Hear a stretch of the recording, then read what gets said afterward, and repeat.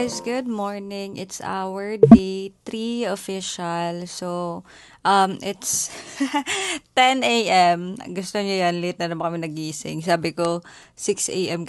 ako gigising para 8 makaalis na kami kasi nga Kyoto yun, may biyahe pa. Pero, sleep is life. So, malapit na kami matapos mag-prepare. So, mga 10:30 siguro is paalis na kami. Tapos, yun, magbe-breakfast na lang kasi tapos naman na ako mag-makeup, mag-ayos ng gamit. So, yun, ang pupuntahan natin for today, yung Kyoto, yung mga hindi pa natin napuntahan. Yung Gion District, dun sa may Kiyomizu Dera Temple, ganyan. Tapos, yung Yasaka Pagoda, yung alley na photo spot doon, yun yung mga pupuntahan natin. Tapos, try natin mag-lunch sa Gyokatsu. Sana hindi mahaba yung pila. And then, gusto ko rin matry yung sa matcha house.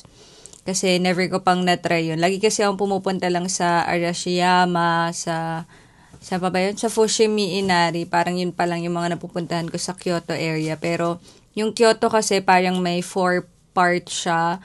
Northern, Southern, Eastern, tsaka Western. Tapos dun sa 4 na yun, maraming iba't ibang pupuntahan. Kaso kasi sa Kyoto, parang hindi magkakalapit yung mga tourist spots. So, hindi siya lakadable. So, hindi siya kaya ng one day. Kaya yung iba, ina-advise na mag 2 days or mag 3 days talagang magstay sa Kyoto. Kasi marami naman talagang pupuntahan sa Kyoto. And I love Kyoto kasi very cultural yung vibe. Nandun mo makikita yung mga traditional house. Tapos yung sa ano ba yun? Yung park, yung papunta sa Arashiyama, sobrang favorite ko yung view doon. Yung may lake. Anong tawag doon? Basta yung parang may river, ganyan.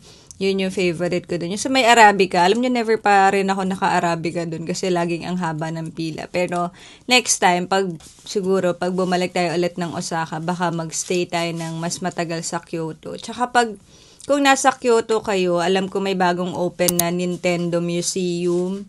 Kaso sabi kasi ni Steffi, yung isang friend ko, is 1 hour away pa siya sa mga tourist spots sa Kyoto. So, talaga mag-aalat ka ng time. So, I advise na magstay kayo ng matagal sa Kyoto kung gusto niyo talagang maikot lahat ng tourist spots. But anyway, yun lang. Kain lang kami konti ng breakfast ng mga binili namin from yesterday sa 7-Eleven and then gogora na kami. So, update ko kayo ulit later, guys. We are out. Waiting na lang for the LF. And then, sa tabi lang naman ng hotel yung train station natin. So, mabilis lang. But, yung biyahe to Kyoto is around 1 hour. Doon kayo check-in ang best friend yung train station, train line is Saikasuji line. Kasi dito kami sa Nagahoribashi station. Yan guys, waiting for the train na lang. Going to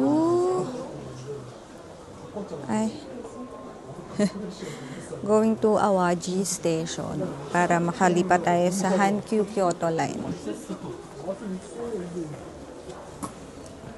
Fit check.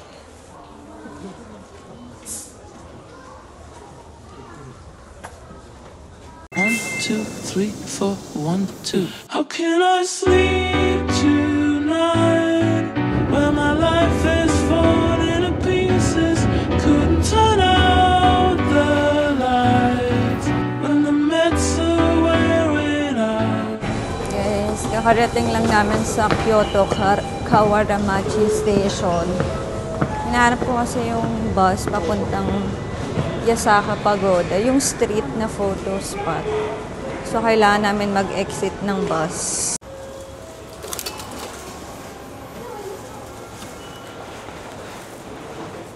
Sabi sa Google, 207. So, ito yung 207. So, dapat exit E or 6. Yan o, 6. Exit 6. O, exit kayo ng 6, tapos City Bus E. Dapat to Kiyomizu Dera Temple. Nakapila sila. Pila tayo, guys.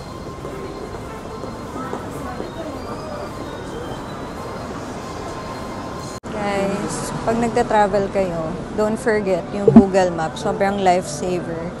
Nandun yun kung ano yung bus number, antok yan. Kung ano yung train, kung anong klaseng train, kung anong oras siya magde-depart or dadating. So, kung anong oras yung next na train, yan. Sobrang lifesaver, Google Maps. Pero may isa pa kaming ginagamit, yung Japan Travel.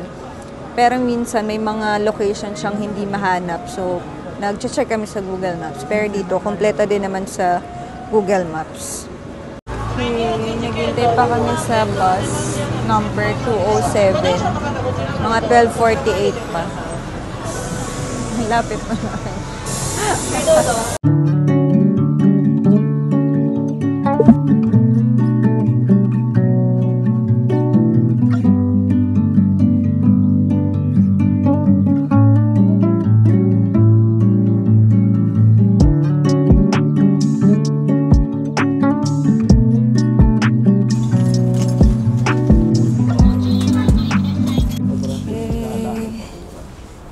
Nakarating na kami sa Kiyomizu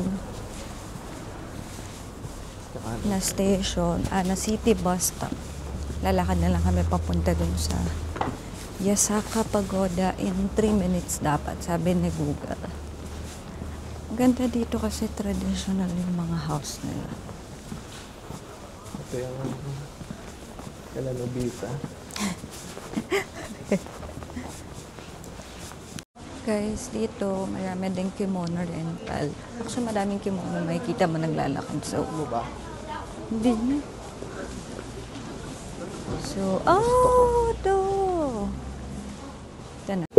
Here's the Yasaka Street, alley. Yung photo spot na may Yasaka Pagoda. Yun yung pagoda.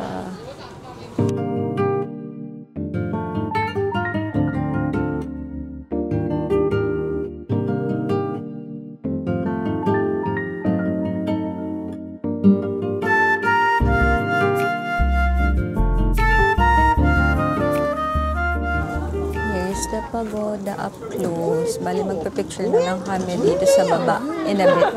Ito. Ito kasi yung sikat na street na parang picturean. Best spot. Ito yung area, guys, sa may Yasaka. May mga souvenir shops. May food din. Gusto mo yan? Kaso fried chicken lang. May matcha. Tapos, marami din kimono rental around. Tapos, pinipilahan dito yung Arabica. Hindi na, babe. Ito din, oh, Arabica. Ito pa yun. Around Yasaka Pagoda. More shops.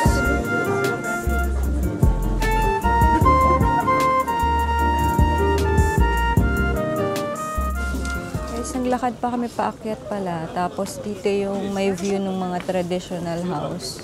So dito kami magpipicture. Okay, so we're done magpicture dun sa may Yasaka Pagoda. Hindi na kami pumasok dun sa pagoda. Actually, hindi ko alam kung pwede pumasok. So naglalakad na lang kami going to Gion Street kasi maraming food dun na pwedeng mabili. So mag-snacks muna tayo bago tayo mag-lunch. Ang tanong, saan? Saan na? Pasok tayo dyan. Hindi ko rin alam. Sunod tayo sa atin na may ibang lang. Guys, sa Gion na kami. Ang layo nun nilakad namin. Parang mga 15 minutes. Pwede diretso yun eh. Oo. Alam niyo, hindi kami, hindi ko alam. Papasok lang kami. May entrance fee kaya ito? Hindi ko alam. Wala. Oo nga. Okay, let's go. Inside this shrine or temple.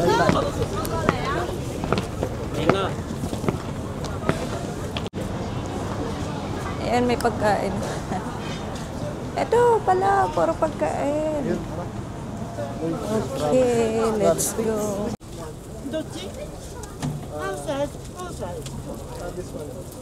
Okay, so ang first food ay squid for 500 yen. Guys, yung iba pang food, strawberry. Oh, parang tanghulo.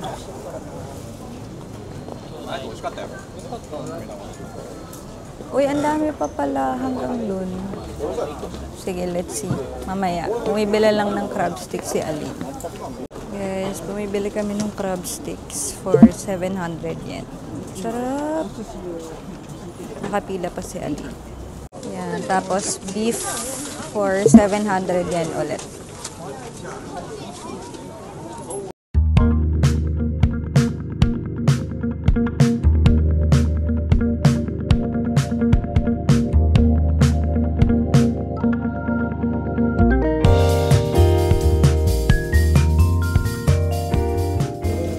Dito sa loob. Dito bawal na kumain. Ito na yung parang temple nila.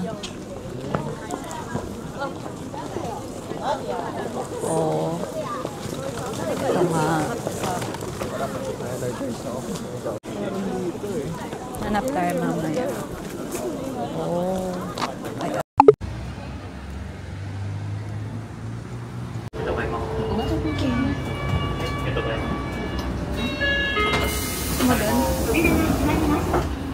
guys, nag-bus na kami going to Gyokatsu kasi kapag nilakad around 15 to 18 minutes pa. So, yun, nag-bus na kami ulit for 230 yen. Okay, guys, change of plans. Hindi pala muna kami kakain sa Gyokatsu kasi yung Manga Museum is magsasara ng 5 p.m. So, sabi ko, 3:36 na. So, sabi ko, unahin na namin yon kaysa hindi namin mapuntahan kasi nabili ko na rin siya from Klook. So, ito rin yung isa sa mga bago nating pupuntahan ngayon sa Kyoto and mahilig kasi si Aline sa anime. So, yun. Puntahan muna namin bago kami kumain. So, wala pa tayong matinong lunch ngayon at matinong meal. Waiting lang kami for the bus. Guys, change of plans ulit. Tagal dumating ng bus. So, naglalakad na lang kami. Actually, 13 minutes lang naman. Medyo malayo, pero okay lang. Malamig naman, so masaya maglakad. Tapos, tingnan nyo yung trees, guys. Dahil winter na, wala nang leaves yung mga puno. Pero so far today, walang snow sa Kyoto. Ngayon ako pinapanood sa TikTok na nag-update siya ng snow, pero hindi ata dito sa area na to.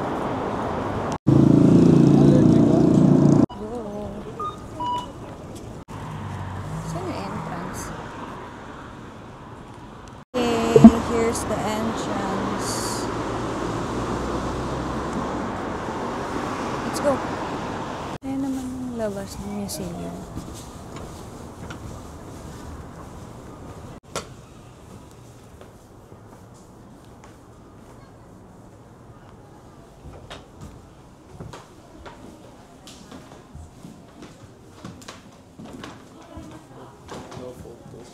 Guys, dito sa Manga Museum, meron din gagawa ng manga portrait mo for ilang yen.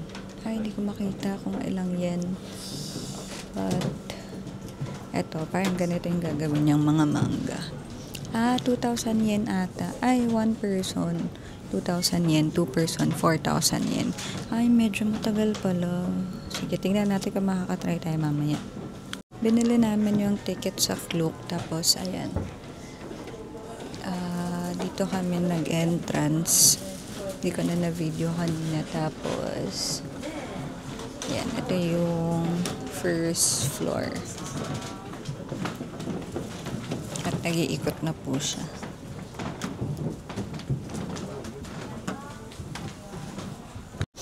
Ito yung mga manga, guys. Meron naman siyang iba't ibang language. Nahanap namin yung English. Guys, may stamp dito pero dahil wala akong dalang notebook, sa flight na lang namin. Tingnan natin. Cute. Sige, stamp ko lahat. Stamp natin lahat.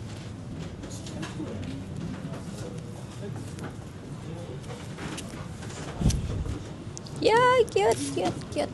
Okay, so, let's see pa. Iba. Anong masasabi mo ngayon? Marami ka nang napanood. Wala na napanood ko. Masaya ka. Oo naman. Okay, very good. Ay, cute. Ano kaya ito? Ah, nagagawa sila, babe. Galing, oh. Tignan nyo, guys. Gumagawa sila ng manga. Nagdo-drawing sila. Ang galing. Cool stuff. Oo. Guys, ito drawing ng mga artist yata. Cute. Ano nakasulat? Ay, bakit? High school life. Anong kwento? Anong kwento ni Ultraman? Nakakalaban yung mga alien. Guys, magta-try siya ng gachapon. For 300 yen.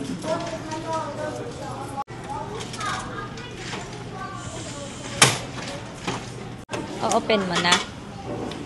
Si Marshall yung lumabas. Sino? Marshall pala yung totoo na yung bida.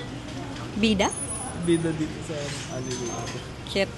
Okay, guys, may mga partner kayo na mahilig sa manga at tas magkukyoto naman kayo, singit nyo din. Tinan nyo, ang saya-saya ni Aling sa lahat ng nakikita niya ngayon. Nabili ko lang, nakita ko lang to sa Klook. Parang 400 pesos each lang yung ticket. So, 'di ba? Pwedeng side trip kung napuntahan nyo na lahat ng mga tourist spots sa Kyoto. So, yun, ikot pa kami. It's my turn. Papasok ko lang lahat ng tatlo. Yay! Sino to?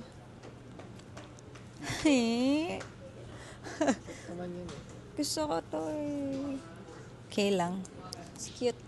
Okay, unboxing may gachapon. Yun. Open mo na saya. Yan, sarap. Sino to? Dito. Dito. Yung sa New Jeans. Tira! Yay! Nap-press. Oo. Eh, akala ko ano, Hindi. hindi siya keychain. Hindi siya keychain. Oh. Ako yung pwede isabit sa phone. Oo nga. Cute. Cute. Ito na guys. Finally, totoo na to. Mag-gyukatsu na kami for our early dinner. Hindi tayo nakapag-lunch eh. Pero okay lang. At least napuntahan natin tong Manga Museum. So, tara na. Maglakad na tayo. 8 minutes away lang from here. Guys, magte-train na lang kami. Ang ganda naman ng train station dito.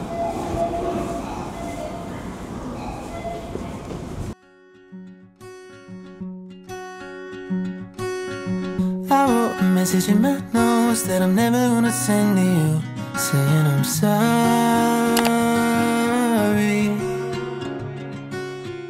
Okay, we're here. Ito na ang Gyukatsu Motomura. Socket tayo. Ay, ayan. Okay. Oh. Okay. Isang beef, tsaka isang... With 3 side dishes. Ito yun order natin. Ano pinagkaiba nito dito? With drink. Ah, wag na water. Water na lang.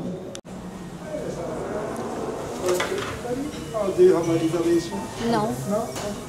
Thank you. Agad na.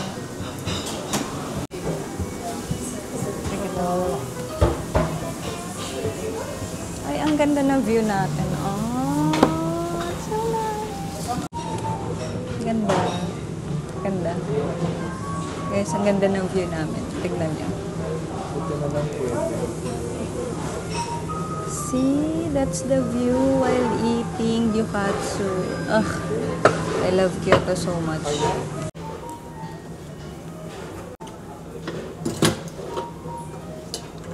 Ang bilis, guys. Na-order na agad.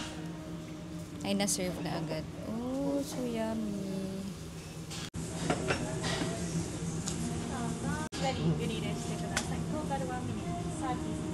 One more. One more. Okay. Arigatou gozaimasu. Guys, bukod sa walang pila dito sa Gyokatsu na to, ang bilis. Nakaupo kami agad at may view. So, yan. Pipicture muna kami, ha?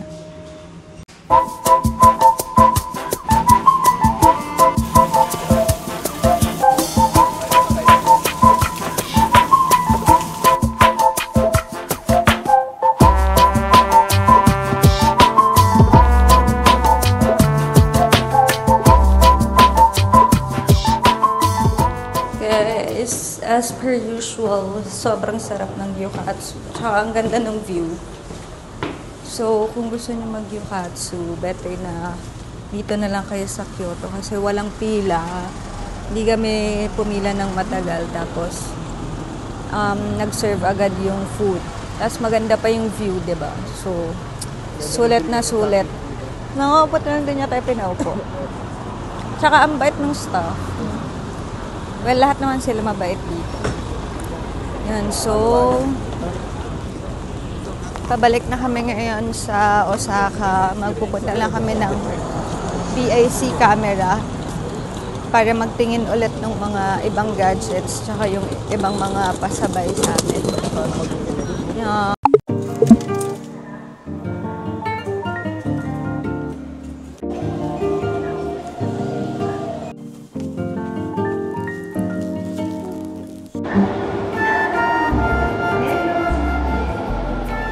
Guys, we are here at Namba Station sa Midosuji Line. Natulog lang ako kanina. Yung sa Keihan Station, Keihan train natin going to Yodobashi kasi 1 oras yung tagal. So, tinulog ko na lang.